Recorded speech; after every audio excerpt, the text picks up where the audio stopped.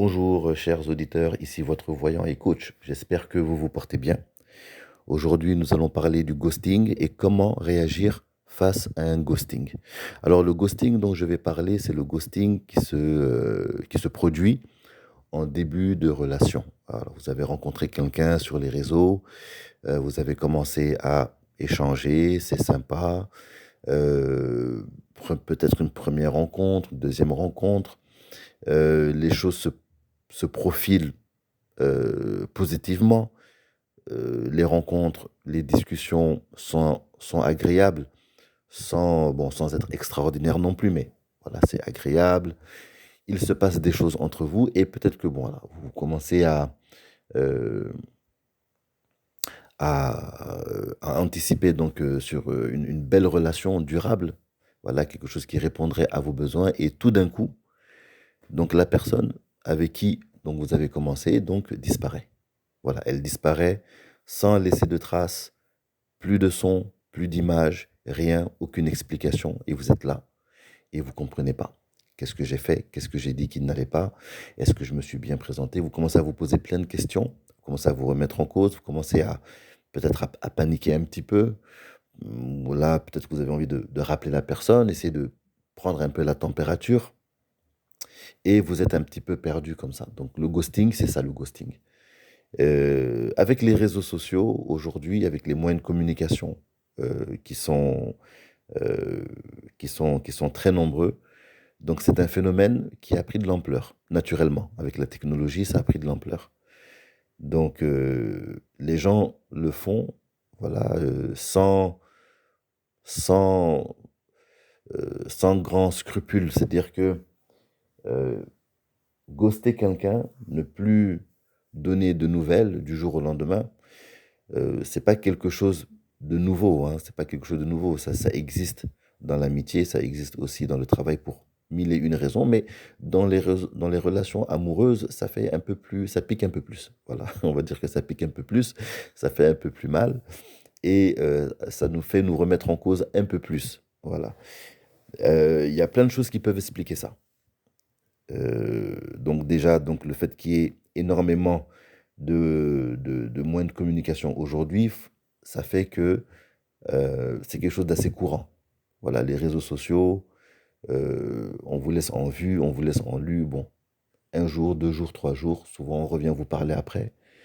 Donc c'est quelque chose qui commence à rentrer un peu dans nos habitudes.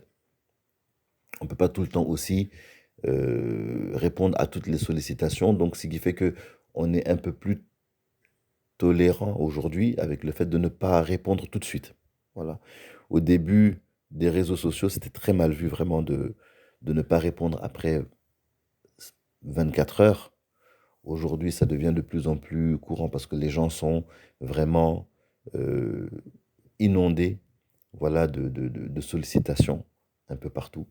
Donc, c'est quelque chose qui commence à rentrer un petit peu dans les mœurs. Mais dans le cas d'une relation, quand on commence à bâtir quelque chose avec quelqu'un, quand on commence à mettre de l'espoir dans une relation, ça fait mal.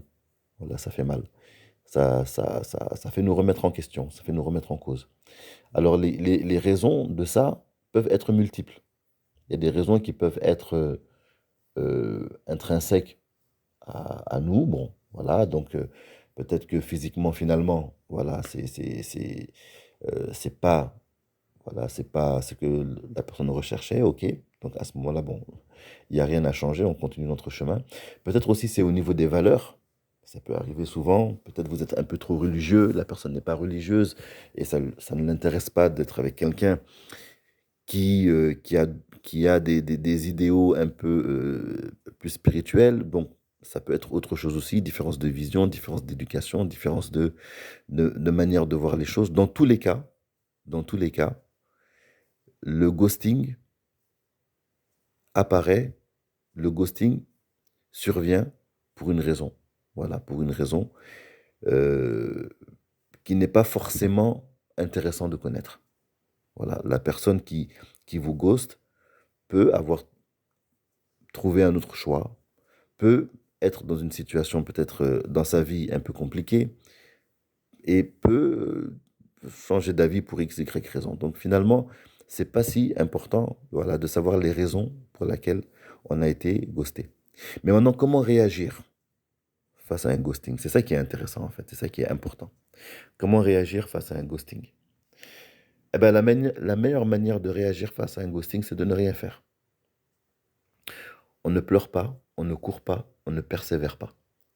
Voilà, c'est ça. Ça, c'est notre philosophie, c'est notre école. On ne court pas, on ne pleure pas, on ne persévère pas. Voilà, la personne décide de couper court, voilà, à une communication. Ce qu'on avait à offrir ne donne pas l'occasion d'offrir ce qu'on avait à offrir, ben on la laisse partir. Voilà. Et quelqu'un d'autre, voilà, bénéficiera de cela, tout simplement. Voilà, il ne faut pas courir après quelqu'un, surtout en début de relation, parce qu'on envoie aussi un mauvais message. Imaginez par exemple que voilà, vous êtes un homme, vous avez rencontré une fille sympa, voilà, peut-être à travers donc une application de rencontre. Voilà, vous échangez quelques mots, un jour, 2 jours, 3 jours, et puis une semaine, 2 semaines, voilà, les choses commencent à bien se passer. Et puis, du jour au lendemain, elle ne donne plus de nouvelles. Voilà. Il y a deux situations. Soit vous persévérez, donc soit vous lui envoyez des messages pour essayer de comprendre qu'est-ce qui se passe, est-ce qu'elle va bien et tout. Soit, bon, vous ne faites rien. Voilà. À la rigueur, vous pouvez lui envoyer un petit coucou, mais si vous voyez qu'elle ne répond pas, vous laissez tomber. Donc il y a les deux solutions. Soit vous persévérez, soit après un petit message de relance, il n'y a pas de réponse, donc on laisse tomber. Donc ce sont les deux situations. Dans les deux situations, si vous continuez à persévérer, ça sera toujours négatif. Parce que, imaginez que la personne ait décidé de ne plus revenir. Elle ne veut plus revenir parce que elle a d'autres raisons et puis ça ne l'intéresse plus. Peut-être que quand elle fait la balance des choses, peut-être que ça ne lui convient pas en ce moment. Si vous courez après elle, eh bien, votre valeur diminue. Et ça ne la fera pas revenir pour autant. Donc, ce n'est pas intéressant de courir après. Voilà. Imaginez que cette personne avait l'intention de revenir. C'est-à-dire que sans que vous ne fassiez quoi que ce soit, cette personne revenait. De toute façon. Eh bien, si vous l'avez relancé, ben ça revient à la même chose. Elle serait revenue de toute façon, même si vous n'aviez rien fait. Mais en ayant insisté auprès d'elle, elle revient, mais quelque part, votre charme, votre mystère, votre valeur a un peu baissé. Voilà, parce que vous avez montré que vous êtes en demande, que vous êtes dans le manque, que vous êtes demandeur et que voilà, elle a pris beaucoup de place, voilà, dans votre cœur, voilà, beaucoup de place, beaucoup de place. Et quelque part, c'est vous qui êtes maintenant en situation un peu d'infériorité. Je vous ai dit, dans la séduction, dans les rapports de couple, il y a toujours un peu d'ego, hein. L'ego n'est jamais absent. Il ne faut pas croire que c'est l'amour total, bienveillance, et puis il n'y a pas d'ego. Ça, c'est pas vrai. Il y a toujours de l'ego. L'ego fait toujours partie, est toujours partie prenante de ces relations-là. Les relations entre deux personnes, il y a de la psychologie, il y a de l'ego, il y a de l'énergie, il y a de tout dedans. Voilà. Et dans le cas où vous courez après cette personne-là, eh bien, quelque part, son ego est boosté, elle revient en grand seigneur. Voilà, et c'est pas vraiment ce qu'on veut, parce que ce qu'on veut, nous, c'est une relation équilibrée, une relation qui part sur des bonnes bases, une relation bien enracinée, voilà, sur des choses vraiment harmonieuses. Voilà. Alors maintenant, dans le deuxième cas, dans le cas où après un petit message, voilà, de relance, petit message de relance, il n'y a pas de réponse, vous- imaginons que vous laissez tomber, donc vous aussi, ok, elle vous a ghosté, ben vous aussi, vous continuez votre vie, hein, tranquillement. Eh bien, dans le cas où elle ne revient pas, ben vous n'avez rien perdu. Et vous avez gardé votre dignité, vous avez gardé votre valeur. Vous voyez?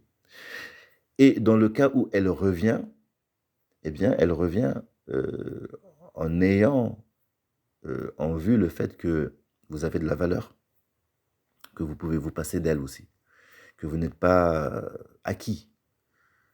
Et si elle revient, elle revient de manière équilibrée. L'ego n'est pas boosté. Son ego revient à sa place. Donc, quand elle revient, cette personne revient, ben, vous pouvez redémarrer et continuer, voilà, voilà, peut-être sur un nouveau rythme, à reconstruire ensemble les bases d'une relation solide et intéressante. Voilà, donc la manière de réagir à un ghosting, vous pouvez envoyer un petit message de relance vite fait, mais vraiment vite fait, hein. Voilà, un message de relance qui soit détaché et léger. Voilà, sympathique, détaché, léger. Voilà.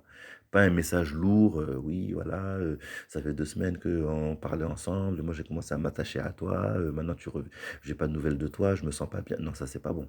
Voilà, ne faites pas un message comme ça s'il vous plaît. Envoyez juste un petit message de relance, tranquille, sympa, salut, ça va, ça fait longtemps que j'ai pas eu de nouvelles, j'espère que tout va bien de ton côté. Et on attend. S'il n'y a pas de réponse, bah, on continue notre chemin. Et s'il y a une réponse, ben, tant mieux. Mais dans tous les cas, on ne fait pas plus que ça. Voilà, c'est comme ça qu'on réagit à un ghosting. Et maintenant, si vous voulez avoir plus de détails, vous pouvez faire appel à un bon voyant. Voilà, un bon voyant peut regarder et voir des choses auxquelles les sens ne peuvent pas, ne peuvent pas percevoir directement. Voilà. Un bon voyant peut savoir qu'est-ce que cette personne ressent pour vous actuellement. Un bon voyant peut savoir comment est cette personne dans une relation. Est-ce que c'est quelqu'un qui s'engage? Est-ce que c'est quelqu'un qui prend les choses à la légère? Est-ce que c'est quelqu'un qui a de la loyauté? Est-ce que c'est quelqu'un qui est toxique ou quelqu'un qui est plus passif? On peut le voir. Ça, c'est des choses qui peuvent se voir dans la voyance. Voilà, toutes les formes de voyance. Quelqu'un qui est bon, que ce soit un cartomancien, un géomancien, peut voir ça. Voilà. Et aussi, on peut voir aussi si cette personne est prête à travailler un peu pour la relation ou si c'est une personne qui voilà, se décourage vite ou ne prend pas ou prend les choses à la légère. Voilà, donc ça, un bon voyant peut le voir. Souvent, j'ai des questions, donc est-ce que telle personne va revenir? Voilà. C'est mieux de regarder le pourtour, donc de regarder qu'est-ce que cette personne, comment est cette personne, comment est cette personne face à une relation, que ressent cette personne, comment va évoluer les sentiments de cette personne pour répondre à cette question-là.